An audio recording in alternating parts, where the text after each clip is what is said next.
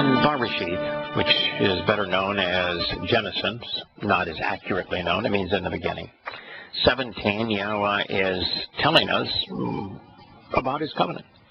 And twice he says that he wants us to observe it.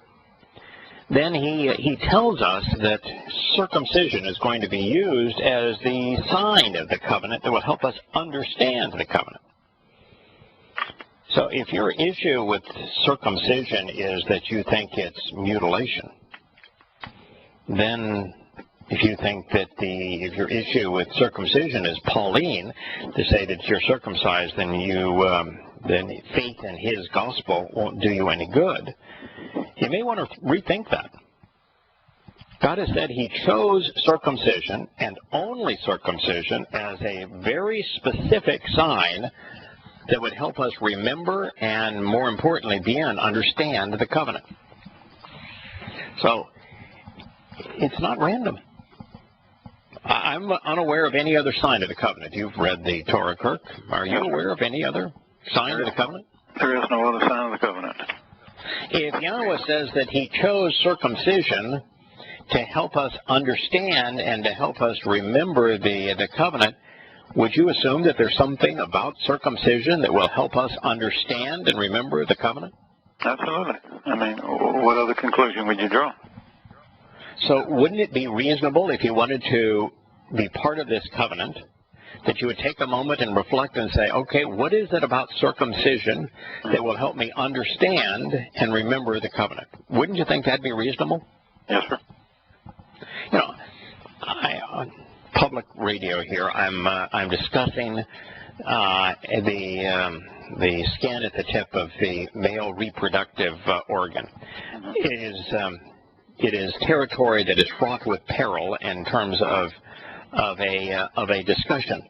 But since Yahowah chose circumcision to be the sign of the covenant that would help us remember the covenant and understand it, and it's the one and only sign that will help us understand and remember the covenant, I think we have an obligation, and I don't mean that in the sense of obey, but in the sense of, is there any other rational response to this, any other sensible response other than to say, why? What? How? Remember, Scott, a few days ago, told us that there were 7 question words in English where the word itself was a full sentence? Yes. Yeah. And we went through a number of them. I don't think we got to the last 2, but why aren't more people asking why? How? Is circumcision a sign that helps us understand and remember the covenant? Have you been part of any discussion outside of our family here?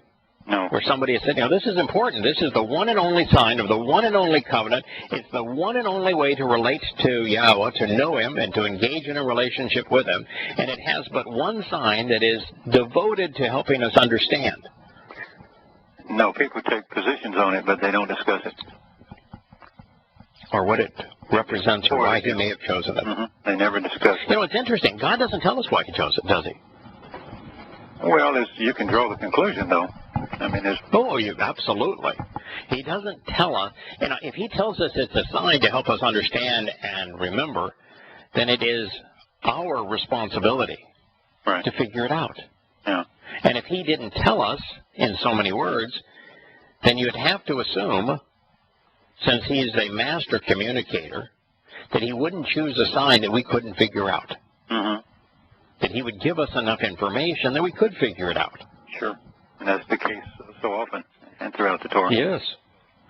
And that beyond the fact that we should rightly assume that he gave us the capacity to figure it out, to think it through, that he gave us the evidence we would need to do the research, to observe, so that we would come to know and thereby understand, but that he wants us to do that. He wants us to think about it. He wants us to discuss it. He wants us engaged in this kind of a dialogue, because when we participate in the process of coming to know and understanding and thinking, we grow. That's how we grow. Right. You know, I even looked up the root word to to the word mul, which is just ML, and it has three words they translate it to speak, a word, and continue as a continuation. Well, so to be able to continue, which would mean to be immortal, and it's based upon the word. Word that was spoken, or it could be the immortal word. Yes, it could be that. And you have a mem, you know, and a lamb, which is life by guidance. Wow. Cleansing by guidance and a life by leadership, through leadership. Yeah, the only difference and the is Torah, we have that the Torah is guidance and leadership. Yeah. That's what the Torah is. Right. So, I mean, you don't have to observe very far to so understand how significant it is. I mean, if it doesn't explain it.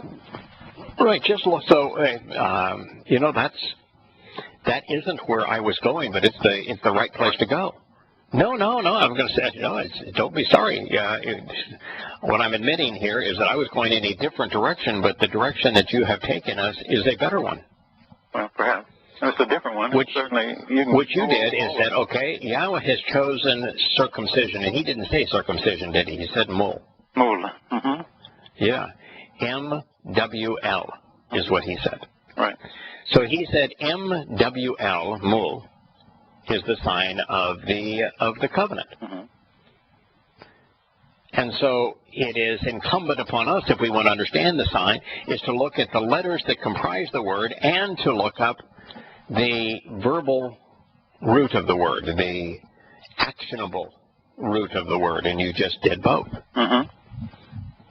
So to see it as a sign, you've got to recognize the symbols on the sign. The symbols and mul are three: life-giving and cleansing. That's the M. The W is to increase, to secure, to enlarge a family home. The tent peg, the W. Mm-hmm. And the L is by way of the shepherd, the leadership of the shepherd's ability to protect and to nourish and to lead and to guide sheep. All the above, right. Yeah. So that's the pictures. If you're going to observe the sign of circumcision, you would have to look at the pictures that are on that sign, and those are the three pictures. So we have life-giving and life-sustaining. We have that which empowers, that which enlarges, that which secures a family home by way of the shepherd's leadership, the shepherd's guidance, the shepherd's protection. That's the sign. I happen to like the shepherd. I happen to trust the shepherd. Mm-hmm. The shepherd is Yahowah. All right. Happy to be in his flock. Good. And the whole cleansing and life-sustaining nature of water is good by me too. I'm in need of being perfected. I'm in need of eternal life. And of course, the idea of the Wah, which is the middle letter in his name, which speaks of the tent peg, which enlarges and secures the home. Right in the middle of Haya. Right in the middle of Haya, the verb that he tells us defines who he is, that defines his name. That which is eternal, always existing. Haya. So there you have it. That's the signs. Those are the symbols on the sign, and then the actionable root of the word means to endure, endure continuously, and via the word. So these are enduring words that cause us to live forever. Right. Yeah. So that's what you find when you look at the root. Yeah, Yahowah wants you to do this. I've absolutely come to the same conclusion that you did much sooner, that he really wants you to dig it out. It's not that hard to dig it out. You just have to look at it. You just have to look at it. And I think he does for lots of reasons. One is if coming to know him isn't a priority to you, then I don't think he wants you in his home. You know, if you go through life and your 75th priority is getting to know the creator of the universe, I just think his interest in such individuals is really low. Well, I've had students where they don't show up, you know, or they just take it so casual. I just, you know, when I tell them, you know, we have a waiting list. If you really don't want to come here, I don't want to take your money. Well, why are you? Yeah. Both are our times. Right. Yeah, why are you doing that? So if it isn't a priority, if you're not willing to prioritize getting to know God, then he's not going to, has no interest in investing in you and getting to know you. The next, because this is really serious stuff. We're talking about being empowered so many-fold we can't even imagine it. We're talking about inheriting everything the creator of the universe has to give. We're talking about living forever. We're talking about bearing the creator's name. We're talking about him becoming our teacher forever. So, I mean, these are extraordinary things that we have been offered, and they ought not be engaged in casually. It would be like, in fact, an extreme of this. Imagine, if you will, getting in a bulldozer, powerful Caterpillar bulldozer, and while you're in that Caterpillar bulldozer, you set the throttles full forward, and then you close your eyes. Then you go off and you say, you know, while this thing is running, I'm going to go and read a book on trains. You know, while this is happening, I think I'm going to have a glass of wine and maybe eat my dinner. If you're not paying attention, you're going to do some serious damage. People are going to die. People are going to be hurt. Things are going to be destroyed. Now, Yahowah is offering us something vastly more powerful than a bulldozer. And if we're not paying attention, bad things can happen.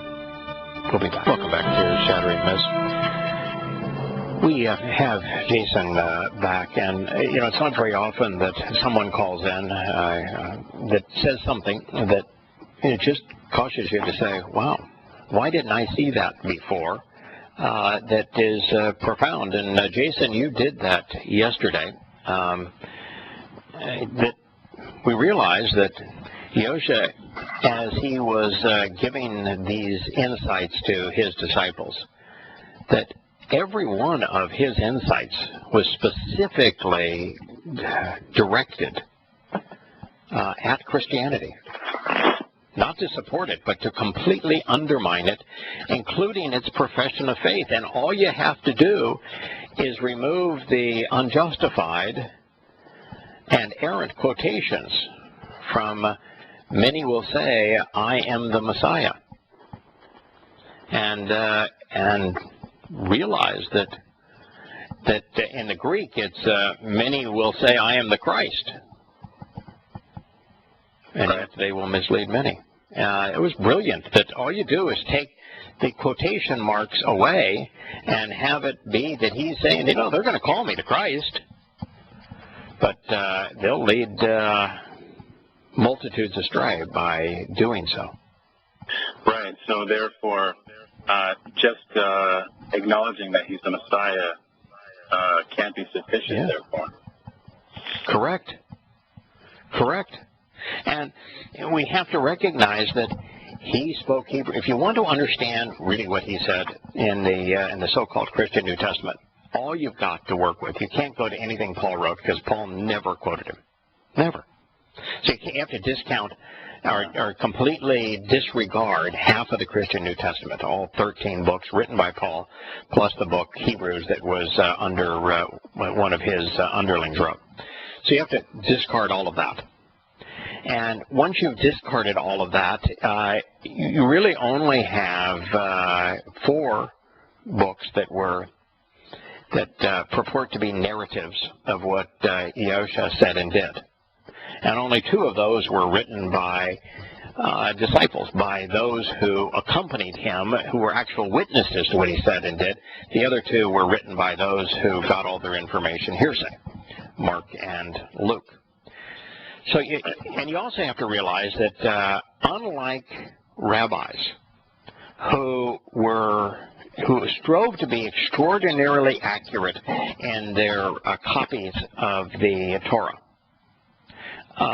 and with the rabbinical Talmud, not Talmud, but the rabbinical Masoretic text, you find about 1 word in 13 is changed from the oldest versions, from the Dead Sea Scrolls. In Christianity, with their New Testament, you have more changes than there are words. There are over 300,000 changes to a document that has a fraction that number of words.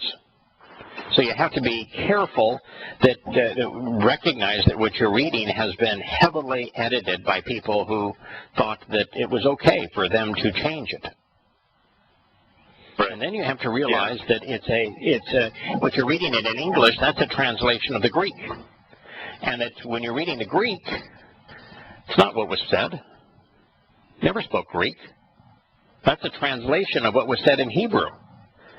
And so if you're going to make any sense of it, you really have to translate the Greek into Hebrew and then the Hebrew into English so that you can accurately reflect what he said. Are there quotation marks in Hebrew? No. Even if you were writing in Greek and you wanted to reflect a quotation, could you? I'm not that familiar with Greek, but I remember you saying yesterday that there's quotation. There is no ancient language that had quotation marks. Not Latin, not Greek, not Hebrew, not Aramaic. Most of them didn't even have question marks. A question was determined by putting an interrogative at the beginning of a sentence. It's in Hebrew, it's a ma. And if a sentence in Hebrew begins as a ma, you don't necessarily have to translate the ma as a word, although you can translate it very often on one of the 7 English question words, who, what, why, when, where, or which. Gives you the English question words, but it tells you that you need to conclude, you need to write this statement as a question, and we do that by putting a question mark at the end of it. It's seeking an answer. So there is no such punctuation. There's not even a period in Hebrew. The wa is used to say, we're going to add something now, so that was the conclusion of the previous thought. So he could not have conveyed this in such a way that would justify the quotations, the quotation marks. So he just simply said, they will say I'm the Christ, and they will mislead many. We have both Kirk and Jason on the line. It's interesting, fellas, that beginning in Matanya, and Matanya is one of the 2 eyewitnesses. He was a disciple, if we want to transliterate the Greek term, if we want to convey what that means. He was one who was taught by the ultimate teacher, the one who, as the living embodiment of the Torah, was the living embodiment of Yahowah's teaching. In Matanya 23, there really is only one subject, and that is a direct condemnation of religious leaders, their hypocritical behavior, the fact that they lie, that the religion of Judaism, which at the time was Pharisaic Judaism, and is still Pharisaic Judaism, is a con job. They're all playing religion, and he condemns them. He says, it's hypocrites. They make long prayers just to be seen. Woe to you, you religious leaders, you fundamentalist religious leaders. You're hypocrites, he says. You're blind guides. You're fools. You're blind men. He said the same thing that I said of the woman who was promoting religious respect in the conference. And it is in that context that we find this statement about Yahowah. You know, he is telling all who will listen that there will be those who say that he is the Christ, that will call him Christ, and yet they're going to mislead many. He even calls these people a brood of vipers. Not that complicated, is it? Not at all, and then it emphasizes the importance of the prophets, because now all of a sudden, just knowing or acknowledging that Yahowah, right, it doesn't, that's not sufficient. It's still not only is it not sufficient, it's erroneous. It's counterproductive. This statement, you know what he said at the beginning of this conversation? He said, and Yahowah answered, which means he's providing answers to them. And he said to them, see to it that no one misleads you. See to it that no one misleads you. Kirk, when you hear that, see to it that no one misleads you, how would you see to it that no one misleads you? Well, I have to know what the truth is, and you only find one place, so you have to be knowledgeable of the Torah. Yeah, exactly. That's right. Yep. That's it. He said, see to it that no one misleads you. The only way that you can pay attention to and understand and comply with that instruction from Yahowah is to study the Torah. See to it that no one misleads you. When he provided answers, when anybody asked him a question, he always went to the Torah to give the answer. He says, why are you asking me? You read the Torah. What does the Torah say? He said, see to it that no one misleads you. And it's no one that misleads you, because, of course, there was one that misled billions. For many will come in my name, saying, I am the Christ, and will mislead many. Boy, you take that covers a lot more ground than the other. Yeah, and this is actually a subquote. You've got, quotation marks inside of quotation marks. Now what you're saying is that those who call him the Christ. So the very first thing, he says, see to it that no one misleads you. And the very first thing on the list, now I'm going to go with the notion that Yahowah was reasonably bright. Good. Okay. I'm with you. A reasonable call? Reasonable call. You think that Yahowah, if he's going to explain how you go about not being misled, that he's going to start with the number one way that people are going to be misled, or is he going to start with something that's kind of irrelevant to the point he was making? Number one. What is the number one way that people around the world have been misled? What's the most popular religion in the world? Christianity. One's that religion that says that he's the Christ, right? Call themselves by that name. Right. So he started with the single most misleading thing that man has ever conceived, which is the religion of Christianity. It qualifies for misleading many, doesn't it? When you said that, Jason, that pronouncing that Jesus is the Christ, which is the statement of profession of faith for Christians, that it isn't sufficient, and I said, no, that's not enough. I said it's counterproductive. When he says that they will claim that he is the Christ and will mislead many, and he just said, don't be misled, that means that calling him the Christ is counterproductive. It's going to take you away from the truth. Well, you're getting the words wrong. So, and I wouldn't say there would be counterproductive to acknowledge he was sort of the fulfillment of that role. I'm not even so sure. Can I play, yeah, absolutely. I'm not going to be devil's advocate here, but I have always been uncomfortable with, and maybe this is why, using the term even Messiah. And I won't use the term Christ unless it is to degrade it because it means drugged. But I don't very often even use the term Messiah, which is the, 22 times in the Torah, prophets, and Psalms, Yahowah uses as a proper noun the word and name Messiah. Messiah, from which we get Messiah, is never used as a noun. It's never used as a title.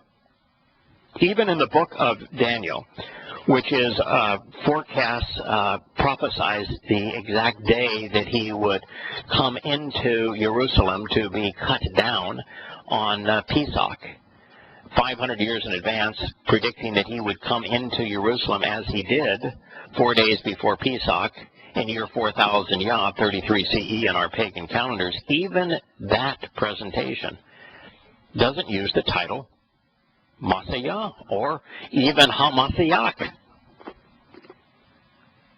So I've always been perplexed by its this elevation of the name in the religion that is a translation of what the title is supposed to mean, because it's not used as a title.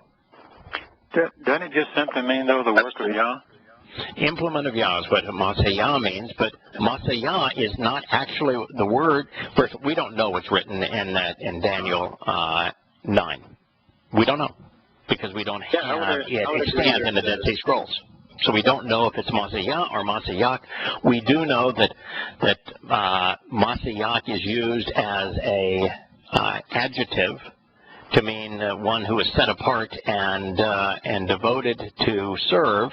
Then it's an adjective modifying messenger as a messenger elsewhere, and that's how it's written in the Masoretic. But the fact is that of the terms that Yahowah chose to convey his mission and identity in corporeal form, Yosha is the name. Yosha is the mission statement. Right. Yeah. And he uses Yosha 220 times. Yeah. In the witness writings too, I think the term he used for himself the most was Ben Adam. Yeah, you're right. Ben Adam, son of Ben. Why? Because this was a diminished manifestation of Yahowah. The only thing that made him any aspect of him Yahowah was the set apart spirit. The same thing that makes any of us the children of Yahowah. And so I've always thought that emphasizing Mashiach, or most certainly emphasizing Christ, would lead you in the wrong direction. You ought not even emphasize Yahusha. What did he tell us about this relationship between paying attention to him and paying attention to the Father? Go to the Father. Go to the Father. So, you've got a whole religion that's focused on the diminished manifestation. Even if they got his title right, their focus is still wrong. If what you're going to say, guys, is that Jesus is the Messiah, then you don't have a clue who God is, and you don't have a clue as to what he said. Yeah, that acknowledgement it tells you that your focus is wrong. That's what it says. Yeah. When I read that, the way I looked at it was, and I'm not disagreeing with you here. There's probably a big overemphasis on Messiah, and it may refer to anyone that does the work of God. Yeah. But when I read it, I was thinking more along the lines of how you sometimes describe false tactics, where he would attach his false doctrine to the truth. He would harm, he would attach his doctrine to something that is legitimate, and by that way would many be deceived. Yeah. Jason, first what I thought that you discovered here is a brilliant insight. And I don't think we are disagreeing with each other in this. What I think is that your original assumption, and I think it is accurate, that this is a statement that is designed as the first and foremost to completely undermine the basis of the Christian religion, so that anyone paying attention to Yahowah is not misled by the Christian religion. I think that's first and foremost, and that was your point. Mm-hmm. My first reaction is the point you just made. This is speaking about Paul. Paul claimed that he was the Christ over and over and over and over again, and he misled more people than anyone in human history. That was my first reaction, and that's also true. Wow. Yep. But I think my point is also valid. It's interesting to me, reinforcing something that I've come to conclude, which is that Messiah are not titles. It goes to reason that if Yahowah wanted to predict his arrival based upon the fulfillment of a title, then he would have used that title in a prophecy, and he didn't. So this is something that just reinforces a conclusion that I've come to from the evidence. But I would ask you, both Kirk and Jason here, are you aware of many people, and I can name one or two, who claim to be sort of a junior Messiah? They didn't really claim to be full Messiah, but there's a couple of people in history that have claimed to be the Messiah, and they had very, very small followings. Mm-hmm. If you study history, which you guys have both done, are you aware of many people claiming to be the Messiah and that those people had extremely large followings? No. I wouldn't know a lot. I wouldn't know a lot of research on the subject, but there's, if there was, it was not that significant, or Yeah. So either Yahowah lied and he got this prophecy wrong, or the quotations are wrong. Yeah, and usually when Yah too speaks, I kind of jokingly say that Yah tends to what's the word? Understate things. Yeah. So when he says many, he means many. Many. Right. This is the first priority. This is the biggest this is the thing most prone to mislead the most people. And you think that could be something as irrelevant as a handful of people over time having tiny little followings that evaporated once the individual proved to be a fake? Zero possibility. There is no chance whatsoever that the sub-quotation marks that Christian publishers have added here are accurate based on that alone. But have there been many people who claim to speak in Jesus' name? How many Christian prayers are answered in the name of Jesus? Amen. Oh, yeah. Yeah. They all come in the name of Jesus. And how many claim that he is the Christ? All of them. Yep. And so it's 100% certain, Jason, that you're right. Oh, it's not open to interpretation. In fact, it says here, many false prophets will arise and will mislead many. And Torahlessness will be increased. And most people's love will grow cold. Another direct hit. Direct hit. Direct hit at Pauline Christianity. We sunk your battleship. We just sunk your battleship, man. It's over.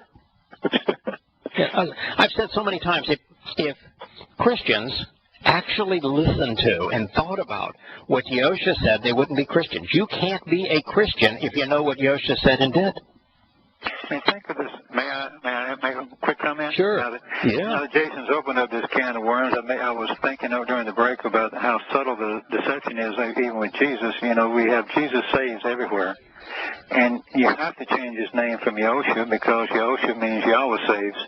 And that little simple change. Right. Correct. Is everything. Hugely dramatic. It's as much as the Messiah using the word Messiah. Yeah. Yeah. Somebody had to change it through. Yes. It is. It's dramatic. You know, when you're using Yahusha, at least what you're stating is accurate. Yes. Yahusha means Yahweh saves. Totally completely. Yeah, the problem of there's a thousand problems with the religion of Christianity. But one of those problems is that it's focused on the diminished manifestation, turning the diminished manifestation into God, as opposed to on Yahweh himself, instead of on God. Yeah. Well, correct me if I'm wrong, but all he promised to Moses is, I'm going to send somebody down like you, like Moses is, that can talk to you face to face and not scare you to death.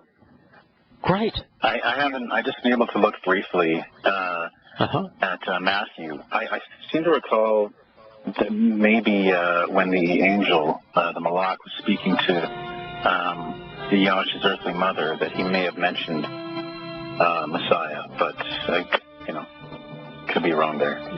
Yeah, I don't think so. But we don't have any prophecy using Messiah as a title, or any derivation of Messiah as a name or a title.